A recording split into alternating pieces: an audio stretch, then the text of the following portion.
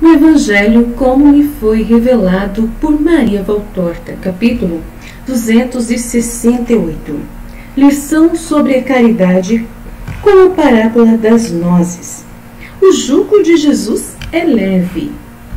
Valtorta descreve a visão do dia 1º de setembro de 1945.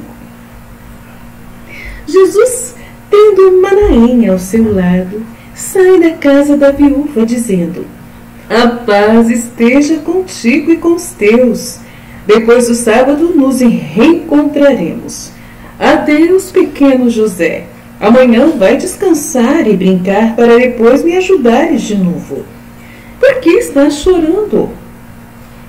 Estou com medo de que não voltes mais." "Eu digo sempre a verdade, mas será que te desagrada tanto que eu me vá embora?"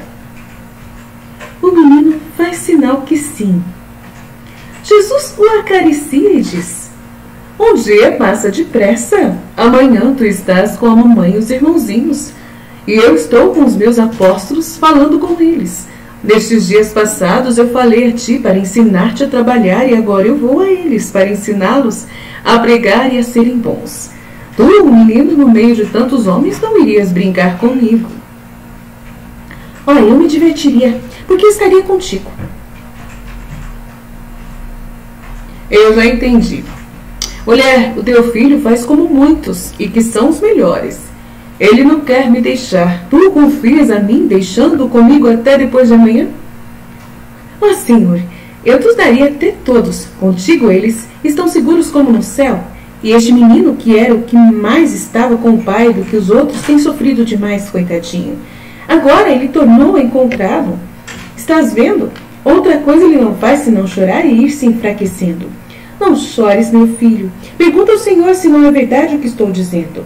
Mestre, eu, para consolá-lo, sempre lhe tenho dito que ele não perdeu o pai, mas que ele somente foi para longe de nós por algum tempo." "E é verdade. É assim mesmo como diz tua mãe, pequeno José. Mas enquanto eu não morrer, eu não tornaria a encontrá-lo. E eu ainda estou pequeno. E se eu ficar velho como Isaac, quanto tempo teria que esperar?" "Pobre menino, mas o tempo passa logo." "Não, há 3 semanas que eu estou sem o papai, e me parece muito tempo. Sem ele, para mim, nada tem importância." E chora, sem fazer barulho, mas com muito sentimento. Estás vendo? Ele fica sempre assim, especialmente quando não está ocupado nas coisas que lhe prendem a atenção. Aos sábados é um tormento, eu fico com medo de que ele morra. "Não, eu tenho outro menino sem pai e sem mãe, e ele também era magrinho e triste. Agora está com uma boa mulher de Betsaida e com a certeza de não estar separado de seus pais. Ele floresceu na carne e no espírito. Assim acontecerá com o teu José. Pois pelo que eu vou dizer a ele, e porque o tempo é grande, médico, e também porque quando ele te vir mais tranquila por causa do pão de cada dia, ele também ficará mais tranquilo. Adeus, mulher, o sol está quente, eu preciso ir. Vem, José, vamos juntos. Saúda a tua mamãe, os irmãozinhos e a vovó, e depois procura alcançar-me correndo." E Jesus se vai. E agora o que o Senhor dirá aos apóstolos? "Direi que tem um discípulo velho e um novo." Vão caminhando através de Corozaim, que está fervilhando de gente nas ruas. Um grupo de homens faz Jesus parar. "Vais indo para a frente? Não paras no sábado?" "Não, eu vou para Cafarnaum." "Mas sem dizeres nenhuma palavra para nós durante toda a semana? Não somos dignos de tua palavra?" "Eu não vos dei durante 6 dias a melhor das palavras." "Quando? E a quem?" "A todos. Falando do banco de carpinteiro, por alguns dias eu preguei que o próximo é amado e ajudado de diversos modos, especialmente quando se trata dos fracos, como são as viúvas e os órfãos. Adeus, vós de Corozaim, meditai durante o sábado nesta minha lição." E Jesus se encaminha de novo para onde ia, deixando boquiabertos os cidadãos. Mas o menino que o alcança na corrida faz que esses cidadãos despertem em sua curiosidade e digam de novo a Jesus que eles tornaram a parar. Mas levando embora o filho homem da viúva, para quê? Somente vou ensiná-lo a crer que Deus é Pai e que em Deus ele encontrará o Pai que ele perdeu. E também para que haja alguém que creia aqui neste lugar, no lugar do velho Isaac.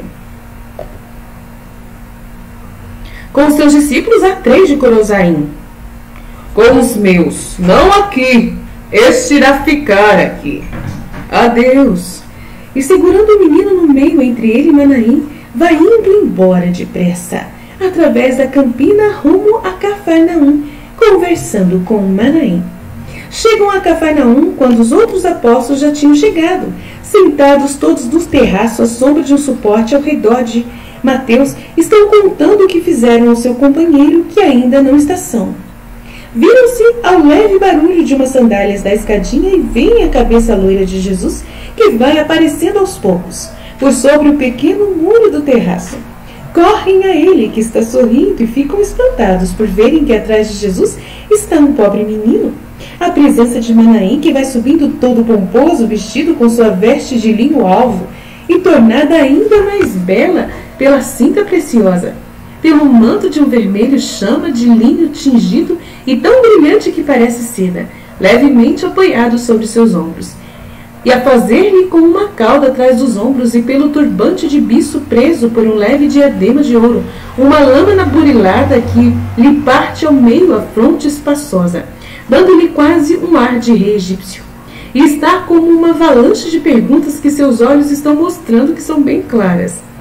Mas depois das saudades recíprocas, sentados juntos a Jesus, os apóstolos lhe perguntam. E este, mostrando-lhe o menino: este é minha última conquista, o pequenino José carpinteiro, como meu pai grande José, que tão maravilhoso. Por isso, ele me é muito querido, como querido eu sou para ele. Não é verdade, José? Vem cá, que eu vou fazer-te conhecer estes meus amigos, dos quais tanto tens ouvido falar. Este aqui é Simão Pedro, homem bom para com os meninos como nenhum outro. Este aqui é João, um menino grande que te falará de Deus, até quando ele está brincando. Este é Tiago, irmão dele, sério e bom como o irmão mais velho. E este é André, irmão de Simão Pedro. Tu ficarás logo de acordo com ele, porque ele é manso como um cordeiro. Depois aqui está Simão Zelotes. Ele gosta tanto dos meninos que não tem pai, que eu acho que seria capaz de andar ao redor da terra se não estivesse comigo só para ir atrás deles. Depois está aqui Judas de Simão, e com ele Filipe de Betsaida e Natanael. Estás vendo como estão olhando para você? Eles gostam de tudo que eu gosto, e por isso gostarão de você. Agora vamos a Mateus, que está sofrendo com o pé, mas que no entanto não tem raiva daqueles meninos que estão brincando estouvadamente. O feriram com uma pedra cortante, não é assim, Mateus? Oh não, mestre, é o filho da viúva? Sim, ele é muito inteligente, mas agora ficou triste, muito triste. Oh, pobre menino, eu vou mandar o Tiaguinho e irás brincar com ele. E Mateus o acaricia, puxando-o com uma mão para perto de si. Jesus termina a apresentação por Tomé, que acha oportuno completá-la, oferecendo ao menino um cacho de uvas apanhado no suporte. Agora sois amigos, conclui Jesus, que vai sentar-se de novo, enquanto o menino chupa as uvas e vai respondendo a Mateus, que o conserva perto de si. Mas onde estivesse a semana toda, mestre? Em Corozaim, Simão de Jonas. Isso eu sei, mas o que é que o senhor ficou fazendo? Estiveste na casa do Isaac? Isaac, o adulto, morreu. Então, Mateus não te disse? Não, ele somente disse que estavas em Corozaim no dia depois de nossa partida. Mateus é mais inteligente do que tu. Ele sabe calar-se, e tu não sabes refrear a tua curiosidade. Não a minha, né? Mas de todos. Pois bem, eu fui a Corozaim para pregar a caridade por meio de obras. A caridade por obras? O que é que queres dizer? Pergunta muitos. Em Corozaim há uma viúva com 5 meninos e uma velha doente. O marido dela morreu de repente, no banco de trabalho, deixando atrás de si a miséria e muitos trabalhos por acabar. Corozaí não foi capaz de achar uma migalha de piedade para com esta família infeliz. E eu fui até lá para terminar os trabalhos. Aí começou uma gritaria. Uns perguntam, outros protestam. Alguns censuram Mateus por havê-lo permitido. Uns ficam admirados, outros criticam. E, infelizmente, os que protestam ou criticam são a maioria. Jesus deixa que a tempestade dele se acalme, do mesmo modo como se formou e como resposta diz somente a isto: e eu voltarei para lá depois de amanhã, e assim vou fazer até terminar todo o trabalho de carpinteiro. E fico esperando que pelo menos vós o compreendais. Corozaí é como uma noz fechada e sem semente. Pelo menos vós, sede nozes com sementes, tu, menino, dá-me cá a noz que Simão te deu, e escuta-me tu também. Estás vendo esta noz? E eu pego esta, porque não tenho aqui qualquer outro caroço de fruta ao alcance das minhas mãos. Mas para compreenderdes a parábola, pensai nas nozes dos pinheiros ou das palmeiras, pensai nas mais maduras, nas das azeitonas, por exemplo. Elas são os estojos fechados, sem fendas, muito duros e de uma madeira compacta. Parecem uns escrinos mágicos que só podem ser abertos usando muita força. Pois bem, se um deles for lançado à terra, ou apenas por cima da terra, e algum passante o afundar, pisando em cima dele, fazendo-o penetrar o tanto quanto baste, para que se acomode na terra, o que acontece? Acontece que o escrínio se abre e lança raízes e folhas. Como é que isso acontece por si mesmo? Nós temos que bater muito com o martelo na noz para conseguirmos abri-la. E, no entanto, sem que nela batamos, a noz se abre por si mesma. Será talvez uma semente mágica? Não. É que ela tem dentro de si uma polpa. Uma coisa muito fraca em comparação com o caroço duro. E, apesar disso, ela tem que alimentar uma outra coisa ainda menor, que é a semente. Este que é a alavanca que faz força e abre e produz uma planta com raízes e copa. Experimentar enterrar umas nozes e ficar esperando. Vereis que umas nascem, outras não. Tirai aquelas que não nasceram, abre-as com o martelo e vereis que são sementes xoxas. Portanto, não é só a humildade da terra nem o calor que fazem que a noz se abra, mas é a polpa, ou melhor, a alma da polpa, que é a semente que vai inchando, funciona como uma alavanca e a abre. Essa é a parábola. Vamos aplicá-la a vós. Que foi que eu fiz que não ficasse feito? Por enquanto teremos entendido tão pouco que ainda não compreendemos que a hipocrisia é um pecado e que a palavra é apenas um vento, se ela não for confirmada por obras, pela ação, que é que eu vos tenho sempre dito.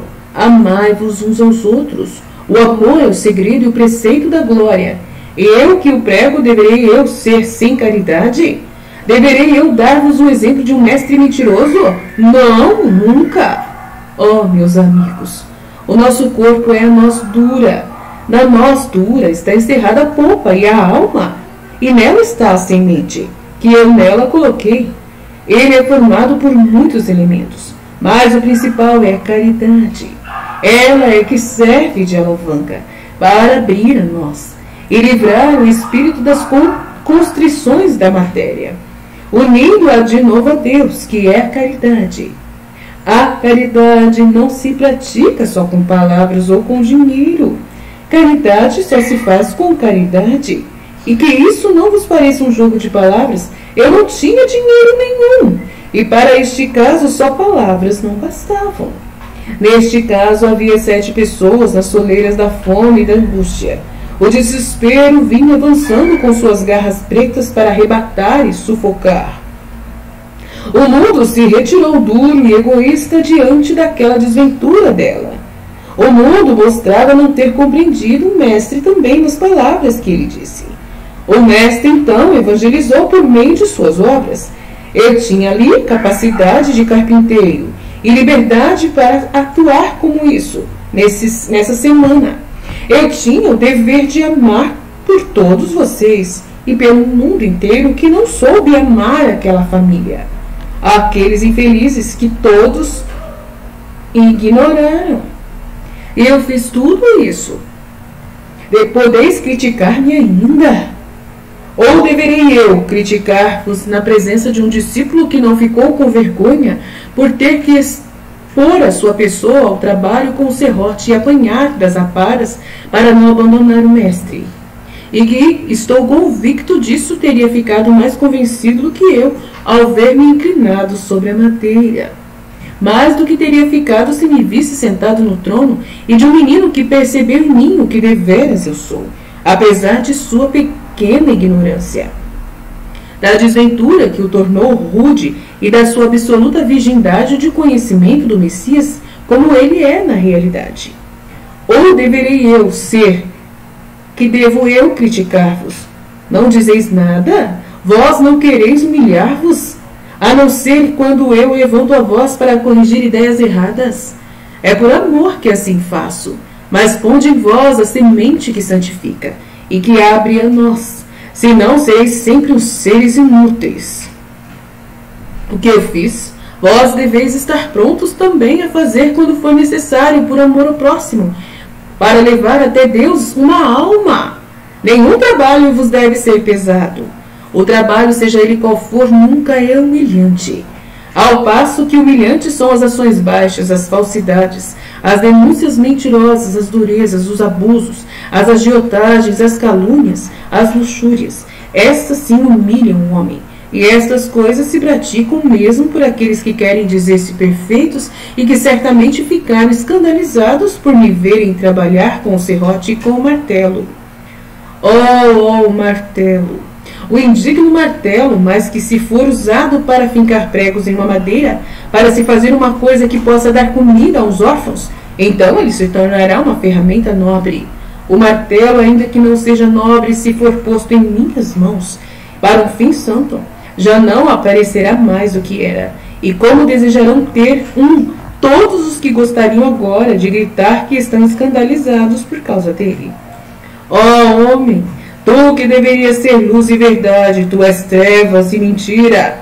Mas vós, pelo menos vós, compreendei o que é o bem, o que é a caridade, o que é a obediência. Em verdade, eu vos digo que os fariseus são muitos, e que eles não estão ausentes entre estes que me rodeiam. Não, mestre, não digas isso, nós. É porque te amamos que não queremos que o Senhor faça certas coisas. É porque não entendestes nada ainda de mim. Eu vos falei da fé e da esperança e pensava que não fosse preciso falar-vos de novo sobre a caridade, porque eu tanto a exalo, que dela deveríeis estar já saturados. Mas estou vendo que vós a conheceis só de nome, sem saberdes qual é a natureza e a forma dela. Tendes dela um conhecimento como tendes da lua à distância. Estás lembrados de quando eu vos disse que a esperança é como o braço atravessado do doce jugo, que regula a fé e a caridade, que é o patíbulo da humanidade e o termo da salvação? Sim, mas não compreendestes as minhas palavras. Qual o significado delas? E por que não me pediste explicação, então? Pois eu vou dar. É um jugo, porque obriga o homem a conservar baixa sua soberba estulta, imbecil, sob o peso das verdades eternas. E é um patíbulo para a vossa soberba. O homem que espera em Deus, seu Senhor, necessariamente humilha o seu orgulho, que gostaria de proclamar-se Deus, mas reconhece que ele não é nada, e que Deus é tudo, que ele nada pode e que Deus pode tudo, que ele, homem, é um pó que passa e que Deus é eternidade, que eleva o pó a um grau superior, dando-lhe um prêmio de eternidade. O homem se prega em sua cruz santa para chegar à vida. E aí o fixam as chamas da fé, da caridade, mas é a esperança que levanta ele até o céu, pois ela está entre as outras duas. Mas guardai bem esta lição. Se faltar a caridade, o trono fica sem luz, e o corpo despregado de um lado inclina-se para a lama, para não ver mais o céu. Ele anula assim os efeitos salutares da esperança e acaba tornando estéril até a fé, porque afastado de duas ou três virtudes teologais cai enfraquecimento e enregelamento mortal. Não recuseis a Deus, nem as coisas muito pequenas. E já é recusar-se a Deus deixar de prestar ajuda ao próximo por um orgulho pagão. A minha doutrina é um jugo que dobra a humanidade culpada, e é um malho que rompe as cascas duras para libertar o espírito. É um jugo e um malho, sim, mas também quem a aceita não sente o cansaço que produzem as outras doutrinas humanas e todas as outras coisas humanas. Mas também quem se deixa ferir por elas não sente a dor de ser esmagado no seu eu humano, mas experimenta uma sensação de liberdade. Porque é que procurais livrar-vos dela, para substituí-la por tudo que é pesado e doloroso. Vós todos tendes as vossas dores e as vossas canseiras. Toda a humanidade tem dores e canseiras, às vezes até acima das forças humanas.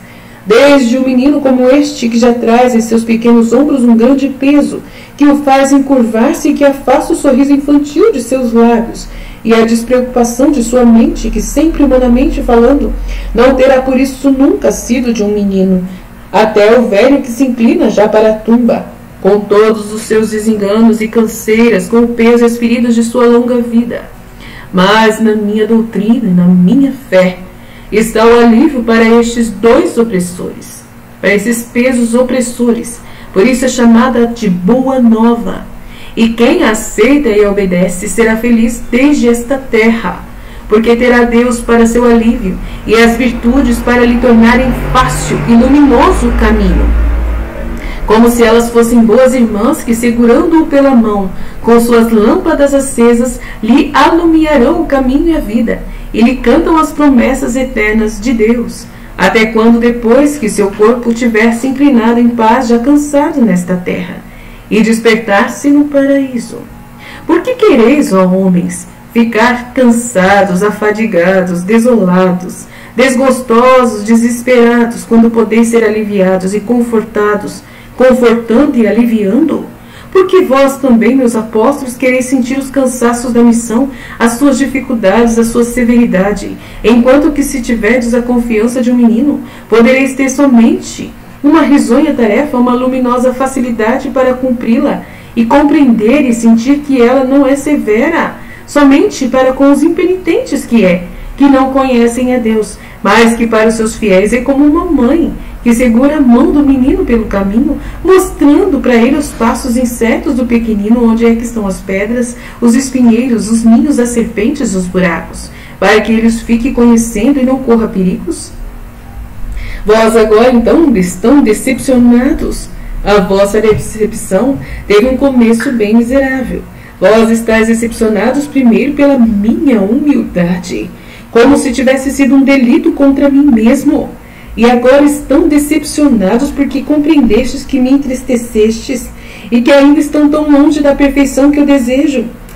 Mas em alguns poucos esta segunda decepção é sem soberba, sem aquela soberba que se sente pela verificação de que ainda não são, visto que pelo orgulho já vos julgaríeis perfeitos.